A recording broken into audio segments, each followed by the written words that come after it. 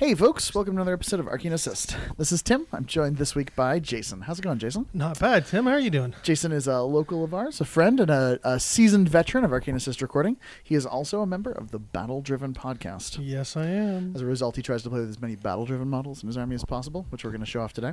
I am bringing you a really cool list. It is Butcher1 featuring 4 chariots in the Armored Core list.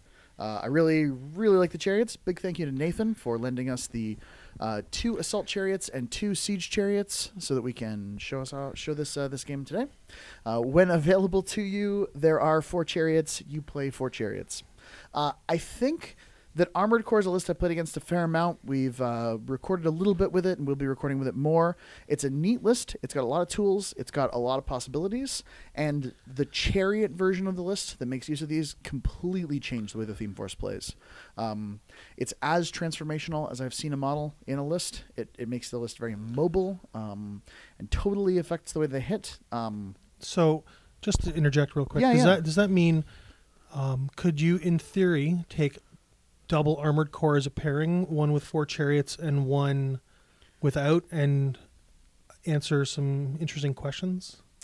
Maybe. I mean, under the sort of sweeper pivot paradigm, I think it's possible that the list like the one that I'm playing, which, sorry, I'll go over right quickly. It's Butcher, it's Battlegroup's Ruin, Spriggan. I have 2 assault chariots, 2 siege chariots. My free models are 2 suppression tankers and a strike tanker. I have purchased a second strike tanker, and I have 2 minimum units of mechanics. It gives me 2 advanced moves in the theme. Do I think this functions well as a sweeper? Possibly. It's got a lot more flexibility in the list than I thought it did, but it probably doesn't have enough flexibility to be a true pivot. If I was rebuilding it as a sweeper, would I maybe do like a 2 chariot build with some things like Demo Core on the list? Maybe. Do I think there's a pairing for Armored Core? Possibly. A little too early to say. Yeah, there's something there for sure, and building like a really mobile list to complement like a really sturdy list is maybe an interesting idea. So this being my first time playing into chariots, because the Bahi models are not that prevalent in the meta, in our meta anyways. We're in Canada, so the import tax is a factor sometimes, and duty and international shipping, because for some reason we're international. I mean, we're literally international. Anyway, we're not here to gripe about the Black Anchor product. That was totally not the intent of that. All I was saying is they're not really around here. And the point I was going to make was the chariots are both more durable and less durable than I thought they were going to be. They're very intriguing on the table to fight into. Yeah. Anyway, we'll what are you playing, Jason? So I have a phone that powered off. I have Testament. And his battle group is in Exemplar Interdiction. This is post-CID. Yeah. So I have Fire of Salvation, a Devout, and a Revenger, 1 Wrack, 2 Knight Exemplar Seneschals, Warder Elias Gade, a Min Choir, a full unit of Errants with UA, unit of Knights Exemplar with the Officer, and 2 units of Yummy Bastions. So a couple things in this list that I thought were neat. No Gravis, eh? No Gravis. Okay. And no, what's the other one? Bastion Seneschal? No Seneschal. Didn't feel like you wanted to... With my feet, I don't really need to hand out Tactician. The turn I needed, I just feet. I was thinking more about the healing for the Bastions. I thought about it. I thought about replacing both Seneschals with 2 Bastions. Yeah. And then I decided to play the list as is and see... Knight Seneschals are really hard to deal with. Maybe they become warders in a future list, but either way, something that's really difficult to kill. Like Ellis is interesting. He offers some outs. But I was thinking I could always do 2 Bastions and a warder. And then I could give one of the Bastions a warder. Oh, okay. That's clever because they've got the bodyguard rule. Yep. Neat. Anyway, I think it's a neat list. I think Exemplar Interdiction... I could give the Knight Seneschal a warder. Because they both have the... It's just awful. I just hate that so much. Especially if they're in your zone. Yeah.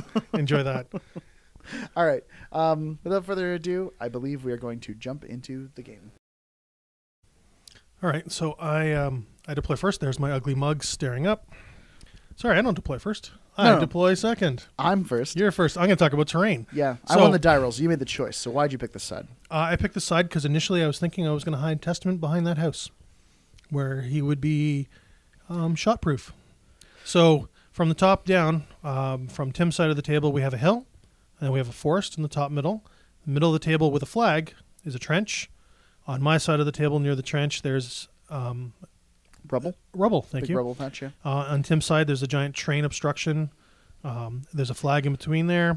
On my side, there's a obstruction in the zone. There's a wall right at the bottom of my zone, and then there's a forest on the bottom of the screen. So, a couple things that are neat about this table. We're playing Mirage. Mirage is a really weird scenario that I feel like kind of harkens back a little bit to radial deployment. It's quite live a lot of the time, and it has objectives in the zones, and Jay's zone is really hard for me to clear with the way that building is placed, and the wall, because just a tiny bit of that wall is in the zone. I think he made a good side choice here. The placement of that forest that kind of protects his kind of close flag on the top side, that's really interesting too. He can kind of hide pieces behind it and sort of protect a solo there. I'm deploying, as you can see, 4 chariots, Ruin, Spriggan. I've got both mechanic units are kind of ready to flood my bottom zone. I'm expecting to use them as scoring units and maybe repair some pieces. I have a siege tanker at the top. In the sort of 2 middle ones are both the assault chariots. Siege chariot, 2 assault chariots in the middle. One of each suppression tanker kind of going for my zone. And then I have the strike tanker backing up Ruin and the Spriggan kind of going toward this top flag. So I'm hoping to score this flag with the suppression or the strike tanker. And I'm hoping to use Ruin and the Spriggan to kind of clear it off for him. And then I'm going to go wide with the siege tanker that I've got in the very, very bottom here. So sieges on the outside, assaults in the middle, hoping that I can use my advanced move to throw some pot shots into Jay's advanced deploy models. So I looked at how Tim deployed, and my whole thought of taking that one of where I was going to play Testament changed because I need to, of where I was going to need to be to gather souls and to raise the dead. So I moved Testament over, so he's going to end up moving into the rubble for some sort of cover, no pun intended, from shooting. And I ended up putting fire down on the bottom with a unit of Bastions, a unit of Knight Seneschals in the middle, another unit of Bastions towards the top. Obviously, I'm going to keep the Devout within 3 inches of Testament at all times because the last thing I want to do is get hit by a slam shot because then the game's over. And then, and behind, the Devout will be behind Testament for the game because in front, shield guarding does not help. And a unit of Bastions towards the top, and then a unit of Errants with aiding with Gade are going to go in the rubble because post CID they just have Pathfinder innate. I don't really need worry about Gade.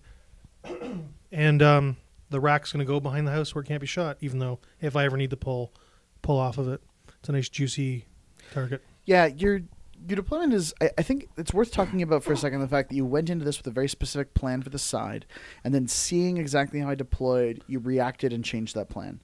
I think a lot of people who self-assess going second as just dramatically worse don't put a lot of attention into reactive deployment.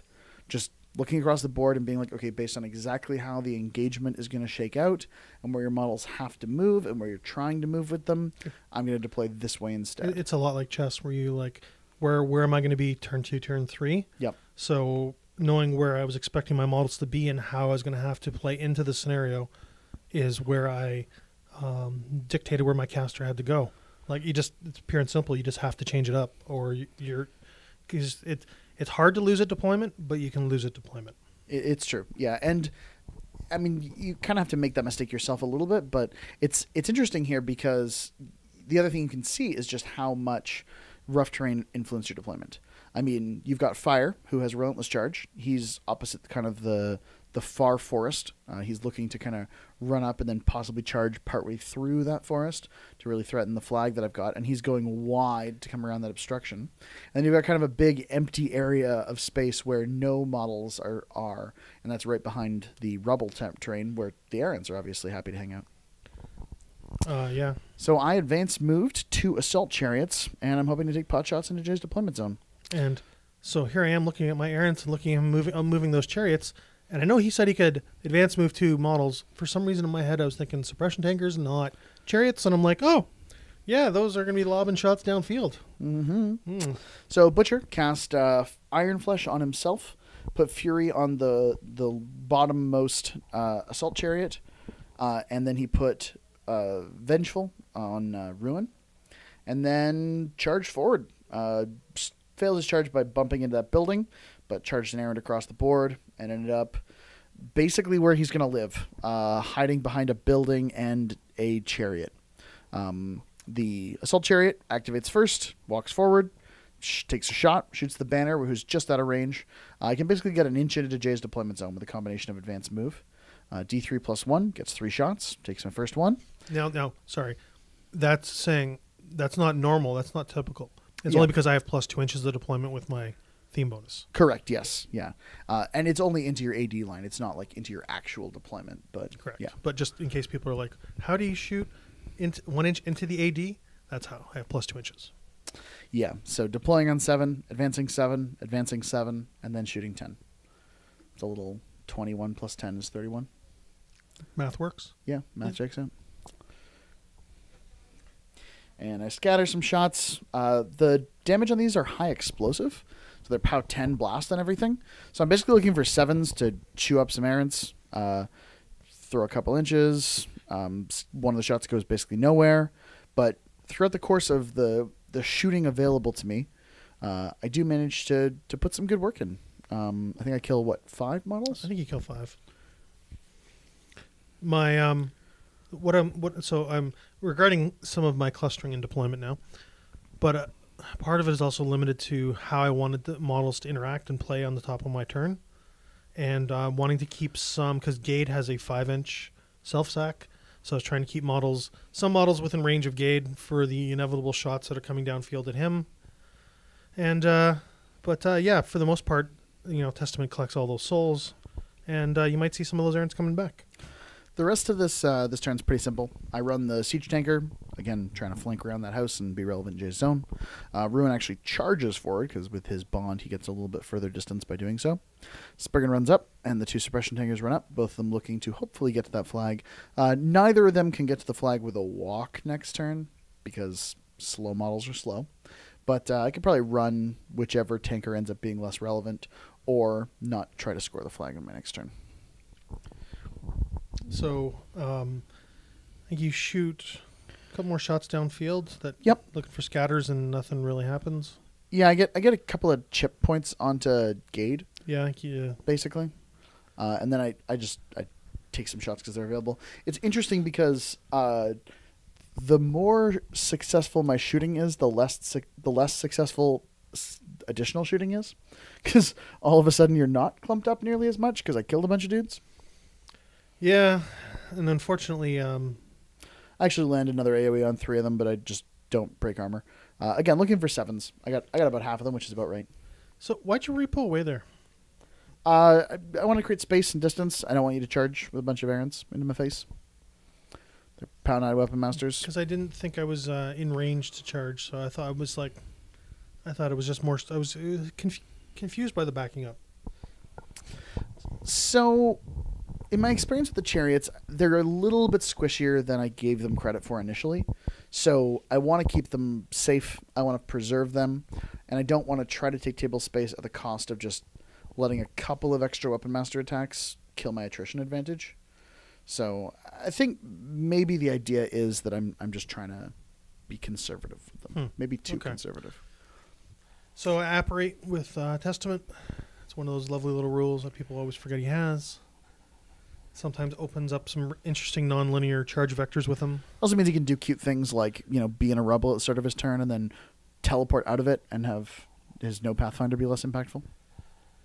So, again, I'm looking at my 12-inch Soul Collection bubble, and I'm like, okay, how do I want to handle this oncoming onslaught? And I have to admit, it's kind of it's oppressive to look down the field at this volume of shooting and go, because I'm finding myself going, I know I can bring models back, but how am I going to survive the onslaught of shots? Can you bring enough back? Can I bring enough back? It's my deployment was my deployment took me 7 minutes, because I remember it was probably the longest deployment I've ever had. because I sat there and I looked down the field, and 1, I was a bit intimidated, 2, a bit oppressed, and then 3, I'm trying to plan out turns in my head to see where to put models and how to get across the table to contest or score. So here I go. I operate with Testament. I think I move with the Errants. Like they. Well, I think an element of this is just that this table is really weird. I mean, Evan set this up for us, so you can blame him for that. But it's one of the third of tables that do not have a line of sight blocking piece in the middle. It does have a trench with a flag in it, which is weird. It's got like multiple kind of weird corridors with the way that it shakes out. Lots of line of sight blocking. I don't know. I would have given the guns you have in your list. I would have been happier with a line of sight blocking in the middle. Sure, of course. Yeah. No, but it's just a very weird table. Yes. No, like I was supporting your notion that you took a few minutes deploying this army because there's some odd choices to make. Yeah. So I run up with the Knight Seneschals to be able to apply pressure to the flags. On my turn, I run I walk Gade up and stand him on the flag, and he had to move 1 whole inch to get where he needed to go. You prayed the mechanics. I prayed the mechanics because they're high def, and if I was thinking, my plan was actually not to stay on the flag, was to walk into the woods and start taking snipe shots at the mechanics in the back. Remove my attrition advantage of being able to repair. Yes, because on the elevation they're defense 14, so you kind of do want the accuracy against them. Yeah, I go from 8 to 10, so I just need 4s instead of 6s. It's a big deal. Yeah, for sure. That goes from probably happens to definitely happens kind of deal. Sorry, was it 7? 7 to 9 or 8 to 10, whatever. It's rat feels like it's usually lower 7s. I don't know, probably. Yeah, and I was doing something there. Nope, Gade walked up and took a couple shots at a tanker. Or, a chariot. Yeah, Gade walked to the flag, took 2 shots, and did not break armor. If my hit rolls and my damage rolls were swapped, I would have done 2 or 3 points. Yep. Or if I'd prayed it, I would have done a lot of points. But anyways. You were pretty close to doing 4 points if you'd prayed it. So I'm activating my Errants. They're spreading out. I'm running one up to on the far side of that guy to jam. Yeah, this is cute. You run this guy, and I think I maybe looked away while this was happening, and the placement of the horses on the chariot almost completely obscure that guy.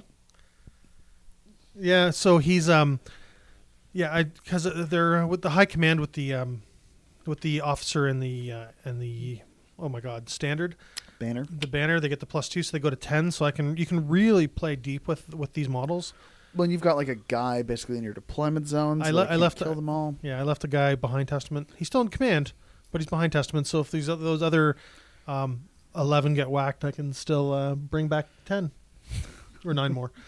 But yeah, so I run up with the Errants. I think I activate Testament. I'm sorry, looking at fire, and I'm just running fire up, and I'm keeping him so he'll be able to power up and not be within charge range of Rune. For some reason, I don't consider the fact that those battle engines have Pathfinder. They do, yes. They're Pathfinder battle engines. Yeah, so very important. That those horses are looking at Ruin, mighty hungry. Those horses are looking at trees, thinking I can run right through those. I'm just gonna smash the shit out of them, get them right out of the way. And can't see the forest for the horses. They're big horses. So I moved my arc node up to basically support the Errants. You're gonna probably, I think you wanted to cast Ashen Veil here. Or something like that? I end up casting Cloak of Ash.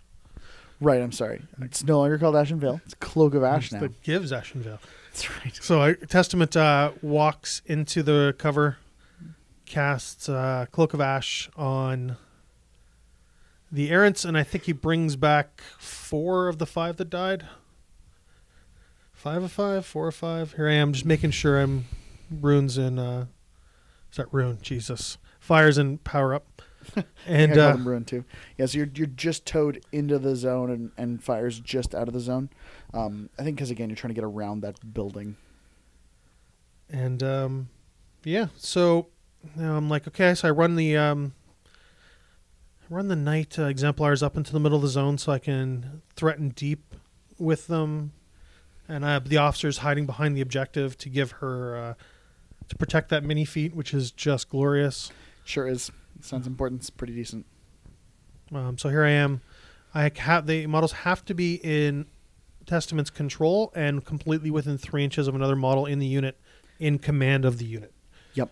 So it's a little kind of micromanagey, tape measury kind of stuff, but you kind of, once you play them a few times, you kind of get the habit of how to do this without basically wasting a ton of clock. So I put a few. If you watched the open of this video and thought, man, KHADOR killed a ton of dudes, they're all back. Welcome to Testament. Yeah. So not having to deal with RFP is a big thing. Yeah, it's tricky. I mean, you'll see when you play against Testament, he just has the ability to overwhelm the board. And even if you just give him a ton of souls, you have to play your caster fairly conservatively. Like, I've got Butcher behind that train, and the Chariot's base to base of the train, so like line of sight's blocked to him, and he has Iron Flesh up. He's trying to stay as safe as he can. Yeah, because Testament sometimes can get those funny angles where all of a sudden he has 30 souls, and he'll just go for a dust-to-dust assassination where he'll boost a hit and boost damage. Getting you with 10 boosted POW 12s is a thing. Mm-hmm. So I try to press hard as I can. I put some models around the Seneschals so that if they get knocked down, depending on how they get knocked down, they might be able to get back up because of healing, because of their weird inhuman resolve. And I pass the turn, waiting for the inevitable round of volley fire to come in. Some shots. See if I can make suppression tankers do some work here. Shots fired, but not in the funny way. So I look to see what the tanker can charge. It's worth noting that I allocated a couple points to the Spriggan, and Butcher camped the rest. He upkept all 3 spells here, and charged the Chariot. I debate feeding this turn, and look at sort of, if I charged with this tanker and just like put a bunch of damage into fire, like would 2 boosted POW 15s with an additional die on the charge attack and then just a regular additional die, would that be enough damage to fire to really be worth feeding here? And I conclude that it wouldn't, and I opt not to feed. So charge, knock him down, do a bunch of damage to him, like really good damage to him, and then I make my I knocked him down with the impact, and then I hit him with the melee attack, and then I get a shot on a Bastion, which hits and slams the Bastion 5 inches into a friend. He takes an extra die, kills him. It's dice +4, does 15 damage. Jason chooses not to Sanguine Bond that, and the collateral damage also at POW 20 is something you can't Sanguine Bond because it's collateral damage. And the stupid thing is that guy was supposed to be on the other side of the wall, and then I'm just like, I'll move him up a little more. I don't care. I'll just move him up into the zone because, I want to. Oh, wait. That was great. That was just awesome. Yeah, so I tuck some clouds behind fire here. These are really cute clouds. I'm like, if you want to cast a battle hymn on him, you'll have to come into this cloud. Yes, it was a... the range of the choir and the placement of the cloud is not that different. I think it means he has to basically be within 2.9 instead of 3, but I just want to pull that tether a little tighter, and I really had nothing else that I was going to do with these clouds. I honestly thought it was to prevent a couple of the charges because I had some Knights Exemplar back there that... they don't prevent charges. I'm a huge base, so you can see me over top of them. So, they would prevent a church to ruin, or they would prevent a church to Spriggan, but... No, that's what I meant. I thought you were going to move up aggressively with, like, the Spriggan and you wanted it protected. Oh, fair enough. I actually do move up a little bit aggressively, but I don't think the clouds end up helping me very much. No. I run the suppression tanker up, and the suppression tanker is ready to score the flag, but I've got a special responsibility for the strike tanker this round. He's got work to do. The strike tanker... Oh, yes. Is that the Grievous gun? Sure is. Yeah, screw that gun. Yeah. So move up with the with the first assault chariot now. This is the one that did a ton of work to Errants the first turn. Just going to see if he can replicate the feat. He charges, and he's an assault chariot, so he gets to impact attack these guys with Line Breaker. Jay collects all the souls, and then he redirects his charge target to one of the other guys. He's Furied, so he's POW 18 right now. And yeah, no, I was just looking at something. That's all. No, cool. Yeah, he does some work. That's a pretty mighty horse with Fury on it. Sure is. And do you really care about the -1 defense, Tim? Well, Def 9 goes down to Def 8, so no, I don't. No, not at all. not a single thing was given, right? Yeah, he gets some shots. This turn, I think he only gets 2. Puts them into. I kind of debate a couple things here. My hope is that I can just hit a couple of my shots and knock down the Exemplar Seneschals, so that when I activate the strike tankers to shoot them with Grievous Wounds, they can shoot at knockdown targets instead of standing targets. Because just the odds of missing that 6 and having to then deal with one of those stupid guys coming back to life just makes me so frustrated. So shooting them with Grievous Wounds while they're knocked down is worth, for me, committing the extra attacks to killing them first. See, here's where if they had warders each, it would be funnier. Funnier. We'll put air quotes around that. Yes. Oh my god. Hated Battle Resolve. It's so bad. I mean, it's really good. Inhuman Resolve. Inhuman Resolve. Inhuman Resolve. Yeah. Especially because the warders have Inhuman Resolve. They do. They do. So they can shield guard even while they're, air quotes, dead. Yep. Oh, look. The Assault Chariot moves back to base that objective again and kind of create that little protective bunker around Butcher. So I think you did not end up knocking them down? No, I didn't. I took shots at the officer. I took some shots at them. I did some chip damage. I didn't really land a lot of hits here. My 6s were not on point. So I ended up drifting some AoEs and doing some POW 10s to stuff. So give me a couple souls, though. Yeah. So this just is not one of the lists you took the Wisconsin team tournament? No, this is a bit different. Took Butcher 3 and Zerkova 1. This is Butcher 1 with Assault Chariots. So no, no one on your team had the Assault Chariots, right? No. We did actually end up playing in the finals against someone who had a 4 Assault Chariot list, and he didn't play it, but he had it available with him. I think it's a neat list. It's definitely a kind of a challenging skew. Part of me kind of wants to play it because it seems like so much fun. And yes, you can play this game for fun. Fact. News at 11. The Strike Tanker moves up and needs to roll that. Or pardon me, this is the Spriggan. Spriggan moved up. So Spriggan moved up, took a couple shots with its bombards, boost damage, and ends up knocking down the... shoots... Yeah, boost damage and tries to hit the Errant in the trench, maybe? Anyway, Spriggan came up, took a couple shots. You knock the Knight Seneschal down with the Spriggan. You boost a hit and... I think I first knocked it down with a Strike Tanker, but anyway, yeah, not important.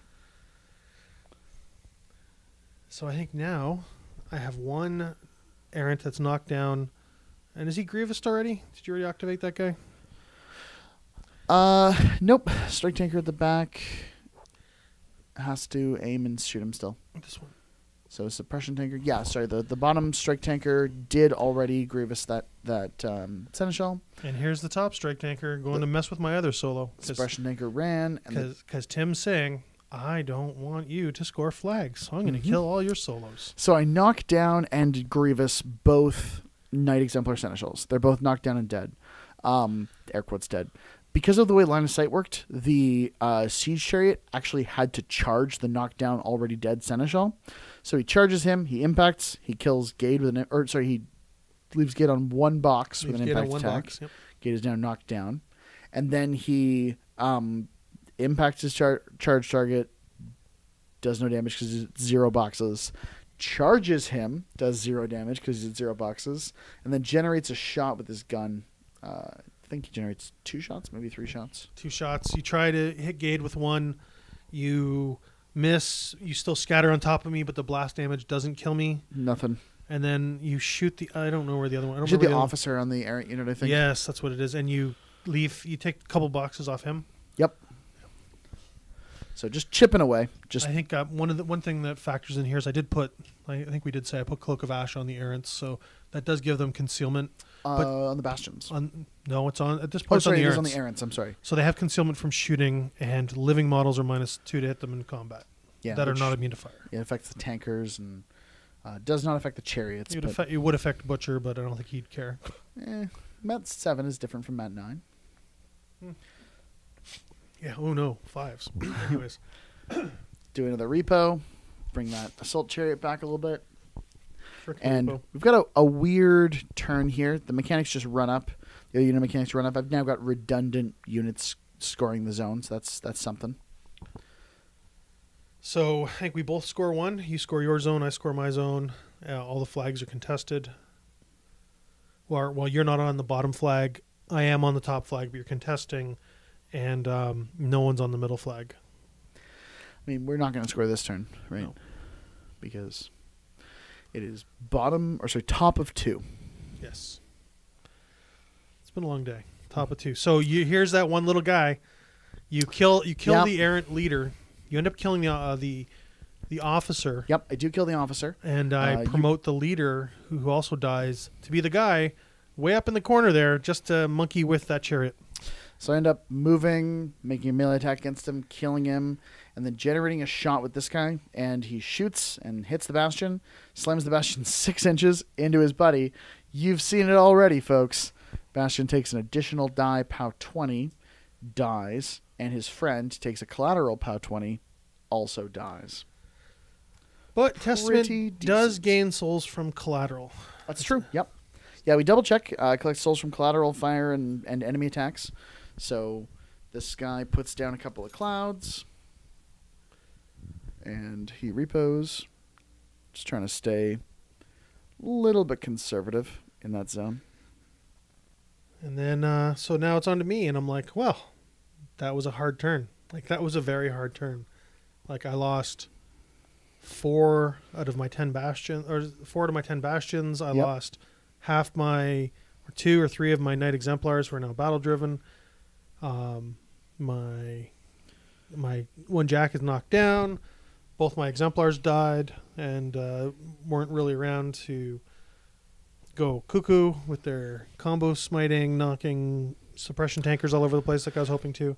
I kind of messed up with Ruin here. I charged him in to kill just like one of the knights, and I proc battle driven on the remaining 6, which is probably a mistake. I was like, oh, they're kind of jammed in by that house, but of course Jason is going to reveal the true power of the Testament. Yes, Testament's feat grants incorporeal to models.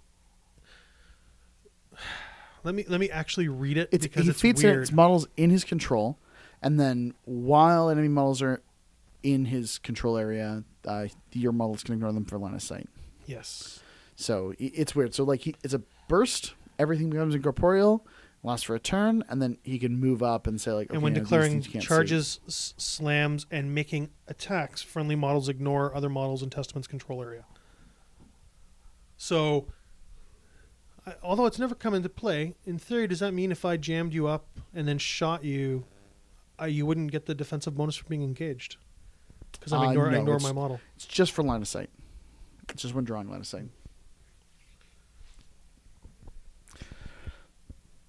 When declaring charges or making attacks, friendly models can ignore models in Testament's control range when determining line of sight. Damn it! Read the whole paragraph. Oh, we're going to finish reading the card and then Tim's going to be right? Yeah. It's so much more satisfying when you make me wait for it, Jay. Hold on, wait. Am I... what's the profanity level I'm allowed to go to on this? Like, Battle Driven's a little different because... just saying, there'd be some words. Anyway, so Testament feats. And I have a whole bunch of souls. You have a whole bunch of souls. Whole bunch of souls. Yeah. So I bring some models back. I give 2 focus to... I put 2 on fire, and I think I put 2 on my arc node on the top. Fire Shake's knockdown, too. Fire Shake's knockdown. Yeah, this is definitely going to be a business turn for you. It's really interesting because I've focused my energy almost exclusively on killing as many things that couldn't be brought back as possible. But now we're down to the chips, and you've got pieces that can be recurred every single turn, and I don't. So if you can kill, for example, a Chariot or 2, or if you can take out kind of key heavies or a tanker, I have no way to return those pieces. I'm just down those for the rest. Oh my God. Can you imagine recurring tankers? Jesus. Anyways. A unit of tankers? Huh? I know. So here's me measuring so that I can get my choir, who are now incorporeal, so they can move all wherever they want, in range, so I could get passage on both. I can only get it on 2 models, but I choose my Devout because I don't want my Devout shot. Devout selection. Yeah, and I put passage on my fire as well because I don't want him to receive non-magical shooting either. Yeah, you debated battle here, but I think concluded that you didn't want just like jacks to be slammed and smited again. And given that you couldn't quite get battle to the last jack, I think it didn't make as much sense. Yeah. So now with everything incorporeal, it's a little bit weird and fun, and I have some interesting angles. So I think I start off with the Knights Exemplar, who mini feat, and then they charge Ruin. And their mini feat gives them basically Hand of Fate. Yeah, it's really good. You end up sort of charging through the building with a couple of guys with line of sight anyway. I think it's only really the officer who misses out on a charge here, but and everyone it was funny because we weren't sure, and so we were moving the rest of the models first, and then I end up bumping Ruin and altering the game state. So it's just, boys and girls, that's when you do the honorable thing and you say, "Yep, game state's been altered. Yep, I don't have the charge. Sorry about that. Guess she's out now." Yep, exactly. That's how you play the game. I am the one who screwed up the game state. Guess what? My officer cannot charge. But I think you get an ample number of knights in here. As I said, this is probably a mistake to give them all +2 to hit just to take out one of them, who I think you actually revive. I do. I think I brought him back. Feels a little bit like I traded Ruin for giving you a buff. Pretty much. And if I was really clever here, I would have remembered Vengeful on Ruin, and after the first attack would have whacked and killed that dude. But I don't. I forget it entirely. And on, I think, the 4th night, you kill Ruin. Virtually to the box. I think my dice spike like ridiculous. With Hand of Fate, I think on my first damage roll, I dropped a 4. Yeah. I mean, your dice are pretty good here, but because you had Hand of Fate, they didn't really need to be. And you had lots of knights. So you end up overtaking one. You kind of think twice about where you want to put it. First it goes forward, then it goes back. And he's doing the hokey pokey. I went forward, and I realized he was going to be in the way of fire, and I just put him back in his original spot, and then shuffled him over. So it's just another model within contesting range of that flag. Yep. So fire charges through the chariot into the suppression tanker. Yep. Yeah, you charge the suppression flag. tanker. And I'm like, oh, shit. I definitely moved that suppression tanker too far forward. I kind of moved it up so that I could maybe have good work against these knights. And unfortunately, you charge it with fire. You've been playing Chris too all weekend, so you immediately go for signs of importance. I'm like, reroll those. You don't have signs of importance. Wait, what's your bond? Hand of Fate with Krios, right? Yeah. You gonna reroll that? Yep. I think it ends up being better, but it's still. So I one-shot it. Kill the suppression tanker on the charge attack. Dice -3. Ain't got nothing. Just roll those hard 13s. You get to use your offhand punching the chariot, and you buy an attack, also punching the chariot, and you roll well. You do really good damage. Chariot, I think, is on only a handful of boxes. At least half dead, if not a little bit more. Yeah. So now I'm contesting the flag with a jack. I'm contesting the flag with a knight. I have a bastion I have 3 bastions left in that unit. Probably a mistake not to bring 2 back. But the way I can position them is I can charge 1 bastion into each chariot and leave the 1 bastion and move the leader bastion in the middle to be in the zone and in a spot where he can where they're all in command. I do feel like that multi-turn plan is really relevant with Testament, because you kind of have to imagine kind of not only where your models are going to end up being at the end of attrition work on my turn, but also where you're going to revive them into new places so you can stay relevant contesting the zone and do all of that work. Revived models, it's funny, revived bastions is very intriguing, where they have to forfeit their combat action. They can still defensive strike. Yep, that's a fact. So played this before. Defensive strike can really ruin your day. But I have to admit, I learned a rule today. I did not realize impact attacks happen before defensive strikes. Yep, yeah. Just defensive strike is entered in movement, and impact attacks are during the movement. So There's yeah. So I have to admit, know your rules, right? Like it's one of those things. Good players know all the rules. Players like me learn some rules as we play, and so I honestly didn't know that one, and I had positioned 2 Bastions to be in a spot where I could defensive strike a Chariot, and then I learned a rule, and I'm like, oh, because I would have deployed them, I would have positioned them differently had I known that rule ahead of time. Right. But it is what it is, and it's a lesson. It's a mistake I will not make again because it's a good lesson learned. And you end up putting Gade in the zone too. He had to forfeit to stand because he was knocked down by the Chariot last turn, but he walks into the zone and he's another contesting piece. He's a contesting piece, and here I'm going to have to say it's probably a mistake because I had a few Errants left over there, and I was thinking Gade can contest because I can self-sack to the Errants that are 5 inches away. But in reality, I should have put him on that flag. I just pulled him back. Yeah, because I could have scored one. He's hiding behind the woods. He's a little more protected.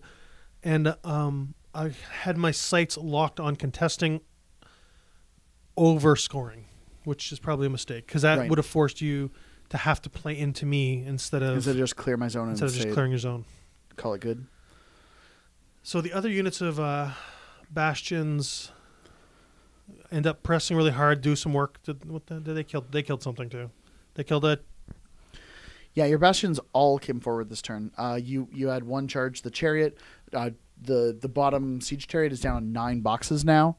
You had the other Bastions charge and kill.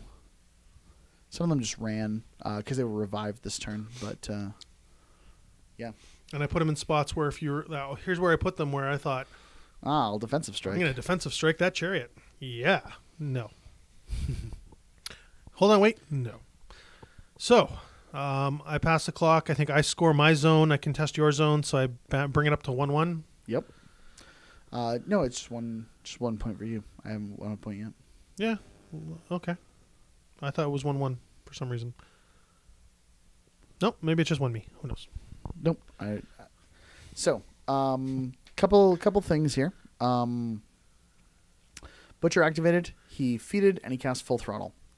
The Spriggan got to charge into fire, do a bunch of damage with its charge attack, and then the Spriggan got to use its second initial to kill that knight. It's got dual attack, so it takes some shots. I kind of just drift a little bit with the blast, clip both of them, and I think to myself, it's Butcher's feet turn. It's only POW 5 blast, and they're battle driven, so they're 17s. They need to roll 13s to kill. I'm going to use 2 of the 3 focus I allocated them and just boost damage. Just boost and try to roll 2 13s. So I boost both these attack rolls with some consideration because I'm thinking I maybe need those bot attacks to kill fire, but fire's pretty roughed up now. Yep. And it is my feet turn. Boost both. Hey, look. 4 dice. Hey, look. Boom. Dead. 2 souls. No souls. Well, sorry, you get the souls. I'm sorry. Yes. And then I drift another one. This is only 3 dice because of the feet, but it lands on the officer who doesn't. No, it lands on the... Oh, sorry. Lands on the rack, blows up the rack with the blast damage. And does a couple of points to my officer. And then the rack does a couple of points to the officer. Yep.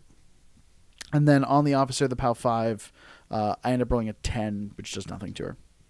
So, buys an attack on fire, hits because of full throttle, damage roll, additional die because of the feet, kills fire. Oh, bye-bye fire. So, Spriggan just killed, wait for it at home, folks, Wrack, 3 knights, and fire. 1 knight exemplar, 2... Well, yeah, 3 knights exemplar. Yep. I thought it was 2 Errants, but no, it's 3 knights exemplar, fire, and a Wrack. Yep. 1 activation for a Tim, loaded Spriggan. I thought the internet said the Spriggan sucks. Spriggan does not suck. The Spriggan is fantastic. It's a little expensive, but it's very strong. I think you really get Strike Tanker moves up, takes a shot at another Knight Exemplar, and just blows it the hell up. Get out of here. Oh, sorry. Shoots the Bastion. Shoots a Bastion. Blows up the Bastion. In the zone. So I had to promote the leader down here. Yep. The Strike Tanker moves around, and it is just in the Bastion's melee range. Makes a melee attack against it. Knocks it down. Dice -1. Kills it. And then lobs a shot down and tries to... Yeah, I try to just shoot a choir member. Just try to punish the choir for being so far forward. And I think you miss. I do. Double ones are a thing. It's relevant that I didn't get boosted damage on that guy because This guy's way out of Butcher's feet now. But he is contesting the zone and behind that house, which is pretty important. That damn repoing into zone thing. Yeah. So I'm in the zone. Here's where I miss Krios too, because you repo and then I countercharge you. Anyways. Repo into my countercharge range. So now we're on the top here, and you're moving up some guys to shoot at more Bastions because that's what you like to do. And Bastions are great in melee, but they're kind of vulnerable to gunfire. Yeah, so the suppression tanker here, it ends up kind of doing like a little walk and scooch bumping a couple of guys to bulldoze them out of the zone. And then it takes some shots. And you're already engaged with them, so you don't take defensive strikes. Mm-hmm. So you move a couple of guys around. I'm trying to think, you do some damage here. Yeah, so the suppression tanker is cool because they also have dual attack. So you can make a couple of melee attacks and then also take some volume fire shots. So the volume fire shots let him kill a couple of Bastions and a couple of Errants. I'm basically just about clear out my zone here. So I'm down to one model, the one stupid Errant who is pinning that assault chariot. yeah, there's three actually. There's one against the train, one in the trench, zone. and one's in Yeah. the zone. So the only problem is we were talking earlier about the knight taking the Bastion Seneschals, but the damage you do, you one-shot everything. It was if I transferred the damage, I'd have to kill 4 Yeah. because the damage you do is so high. Yeah, they're doing, like, especially because I'm using a lot of the siege tankers to shoot them. The suppression tankers at POW 10, when they're not doing their full blast fire, they're looking for 7s, and the volley fire on the assault chariots, or volume fire on the assault chariots, they're high explosive, they're dice -6. They're looking for 7s to do a point. So there's a lot of places where I'm barely killing Bastions, but there's a few places where I'm just like overkill slamming Bastions into each other and bowling with them. What the interesting I think is you and I both seem to be wearing Southern Ontario Open t-shirts. That's true. Yeah, I've got 2016. You've got 2017. That's good. That's Sue. She's our mascot, the bear. It's subtly. We should probably save this to closer to the Sue before you put this one out. Subtle promotion. Subtle no, you got to promotion, promote the Sue all year round. It's a great convention up here in Canada. Folks should come check it out. We'll be there. Yeah. So that. So I lost the thread slightly here. You're working on the Errants now. You're feeding and you move the mechanics up to heal 2 things that weren't wounded. Yeah, so I've moved both units of mechanics up to heal things that weren't wounded. Oh no, you did heal. This guy was wounded. The suppression tanker took some damage. He's been repaired now. And that, my God, I think I must have done 20 points to that thing over the course of this game. I think so. I think he took it down to 3 boxes 3 times. It's just like yeah. So it gets healed back to full. And then the chariots I didn't do any damage to, but then I immediately activate this chariot. He shoots into melee, drifts imperceptibly, and then does damage to himself because he's got that extra die from Butcher's feet. So he just keeps chipping away at himself with damage. I generate 3 shots, and I kill this guy 3 times, and the first 2 times Jay self-sacks. So I end up trying to stay in the zone, doing maybe 7 or 8 damage to myself. Because I activated the mechanics without thinking and moved them up to repair, and then Jay was like, I don't think that guy took damage. I was like, oh, you're right, he didn't. Here's me getting all excited. I wanted to reach for the clock, and I'm like, oh, wait, what do you mean? This is where I learn. No. First I get to make these 3-die impact attacks that knock you down. And I'm like, well. Okay. Yes. And then we're like, are we still in Butcher's control? Yes, we are. Just to the edge of that zone. 3 dice for damage. Kills both of them. So I think, you know what, in retrospect, I think I'd like to play this list again, but I'd like to change it up a little bit. I think I would like to add in Mr. No Knockdown himself. Because then you get those defensive strikes if you lived through those attacks. And we end up checking the slam here because I fire a shot and I slam this Bastion 4 inches. I think when we end up finding center of mass to center of mass, he does not clip the other Bastion. But I mean, you can't bull strikes every time, people. But I think the he feels the breeze of the body flying past him. It was that tight. Yeah, his His I'm flamboyant dress is a little I'm looking ruffled. at it. I'm looking at it. It's super tight. Tim's looking at it. It's super tight. I'm like, okay, you're judging a con. You're at the top table. What are you saying? You're like, it misses. Okay, we're good. Let's go. Yeah, it looked like it was super close. If we were at a convention, I would have called a judge to check that. But in the circumstances, I was like, I think it's just out. So it's out. It's fine. It was, yeah. That's what I thought it was just out too. But I was gonna say just take it. But and he's like, no. And then You're like, do you want to 4-up it? I'm like, this isn't that game. No, it's also a friendly game. Like No, of course. Like, wanna have you're a a good little time. you're a little cutthroat with your slamming chariots, but I mean it's still a friendly game. Well, I mean, I'm gonna bull strikes when I can, Jay. And I'm gonna trying to defensive strike those strikes into spares, but you know what happened? Yeah, my pins fell down. Yeah, it's not all that fell down. Ugh. So Anyways. that's the butcher feat. That's the damage. I mean, it's a pretty good turn. Like a butcher feat turn, that high impact level. It feels exciting. And you I killed score a a lot. ton of stuff. I actually wipe a unit of Bastions, which is a big deal. And more importantly, I score 1 on that bottom flag, 1 in my own zone, and I deny you from scoring in your zone. So now you were at 1 point, I was at 0. Now I am at 2 points and you're at 1. So I've switched this up into a 1 point scenario lead. And we're kind of figuring if we can, we're both doing the math. Can I assassinate Butcher with the 24 focus I have, 22 focus I have, something in that somewhere in that neighborhood? So a couple of things about that. The first one is, you do charge the knights. I charge one and I run the other to contest. Yeah, so you run the officer to get into range, contest that flag, staying in Testament's control, and you charge the other one at the tanker.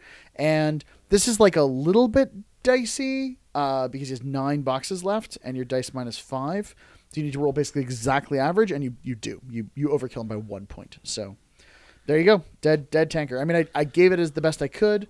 Mechanics were way out of position to repair him. That's just what it is.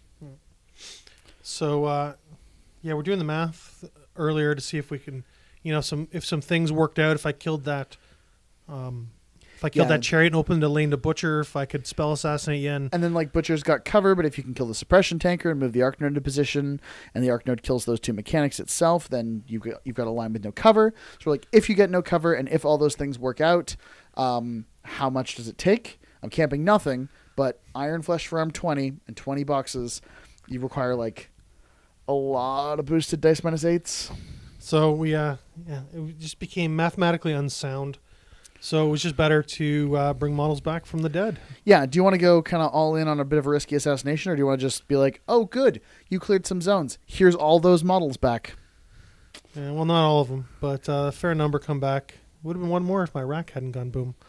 But the thing is with Testament, and if he's behind a building or if he's somewhere safe, you can just go naked with him and he has a shield guard. You can just go crazy and blow all your focus and bring everything back. Because I am where I am and the guns you have, I'm always camping 3. Yeah. Just a little bit conscious that maybe something slams into you and maybe you just need to shrug off some damage. Or you get a couple lucky dice rolls and you hit me with a big POW 20. Yep. I got the 1 shield guard, but that's only 1. And when he shield guards a slam, he's not really around anymore. So yeah, I mean, if I really wanted to go into it, I could do, slam the shield guard away and just shoot you with all of the volume fire shots and just try to put, multiple POW shots into you. It's less good now that the feat's gone. Don't get me wrong, but I think you're playing it safe. Right, and I always have passage on that thing, so you can't shoot it unless it's magical. Right. That prevents it from getting slammed out of the way. That's unless you hit me with a slam and I have to shield guard it. Correct. Yes. Then it's gone. So I bring back a lot of models. I try to jam out your zone as best I can. I've cleared my zone. I move my the one Errant who was hiding behind Testament. The one sole surviving Errant runs up into the zone. He is now the unit that is scoring that zone. He sure is. I run my choir around, just putting them in a couple different spots to make sure they're not... I was worried about potentially a landing spot for one of the chariots if things worked out, so I was trying to So, sorry, I'm just going to catch up a little bit here. Jumping into my turn. We're pretty low on clock now, so things are moving fairly quick. The strike tanker moved up, stayed base to base with the flag. It killed the model in melee, 2 cracks at it, took a shot, killed one of the other knights. Butcher activated, cast full throttle. Spriggan on a full load, trampled, killed both of the other knights that were contesting the flag. Gets into the zone. Buys an attack, again, full throttle, so the trample is free. It's got all of its focus available to buy attacks. Buys attacks on both members of the choir, kills 2 of them. I'm at this point now where it's taking shots with his gun, boosts damage on a scattered blast, kills the last member, or pardon me, the second to last member of the choir. You know, 1 member of the choir left, 1 member of the knights, 1 member of the Errants, 1 bastion unit is dead, and we've got 5 bastions in the zone. So Spriggan cleared the flag and contested the zone. Good job, boy. Oh, man. That's a 36 box arm. 34 box arm, 21 jack that I have to deal with in my zone now. And all I have around there is an Errant at POW 9 Weapon Master. Yep. And a knight who's around the corner and can't charge. And a POW 13 battled POW 15 Light Warjack and Testament. Yep. So that's interesting. I take the tanker who was kind of blocking line of sight for Butcher, and it moves up and around a little bit to kind of open the lane. Butcher's already activated. He cast full throttle, but it moves into position, kills, takes a defensive strike from one of the bastions, but it does manage to kill a bastion with a melee attack, take some volume fire shots into bastion, or pardon me,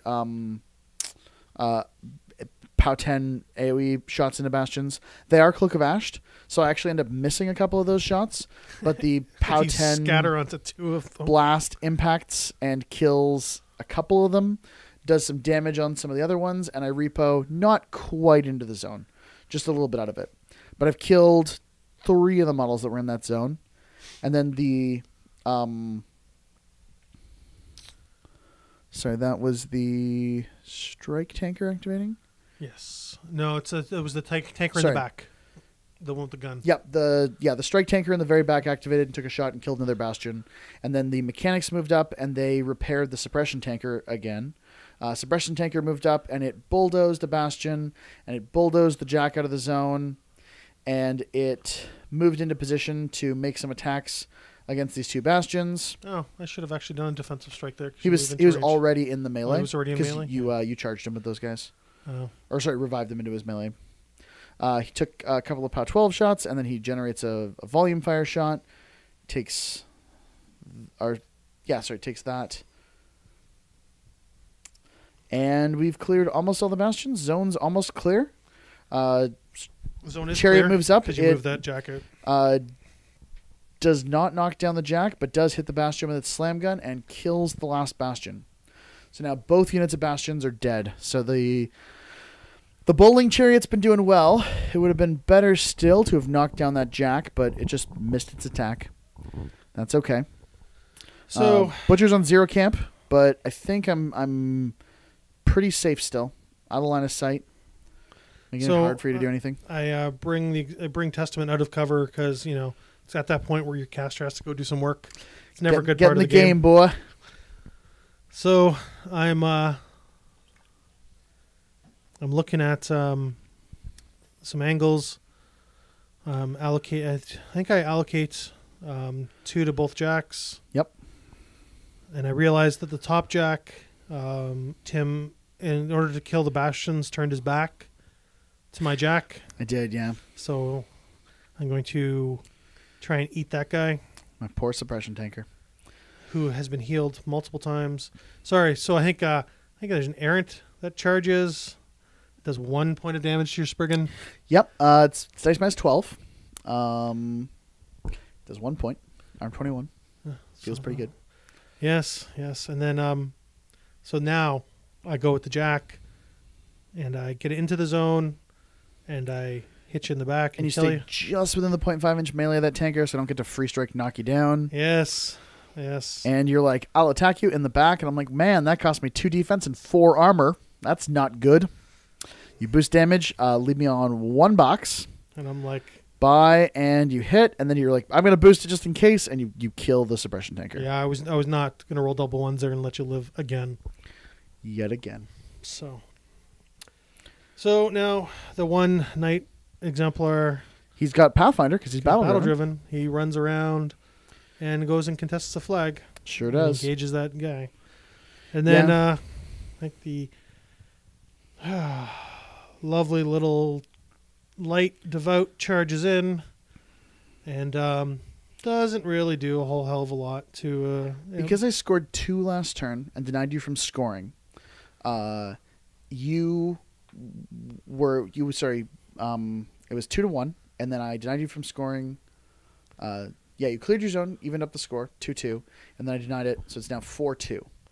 So I've got a 2-point scenario lead, and you're going to deny me from scoring everything, but you're not going to close that lead at all this turn. No, my goal was I was hoping to get lucky, and I thought if Testament could kill the Spriggan, Testament and the Devout could kill the Spriggan, I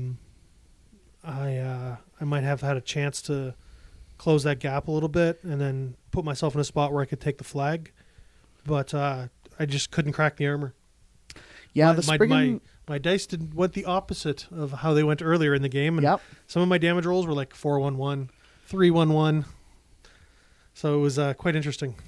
Yeah, it was a neat experience for the Spriggan, because normally I kind of tend to play the Spriggan a little bit maybe too aggressively, but playing him really conservatively, having him back, doing a lot of work with those guns, that late game Arm 21 became a huge problem.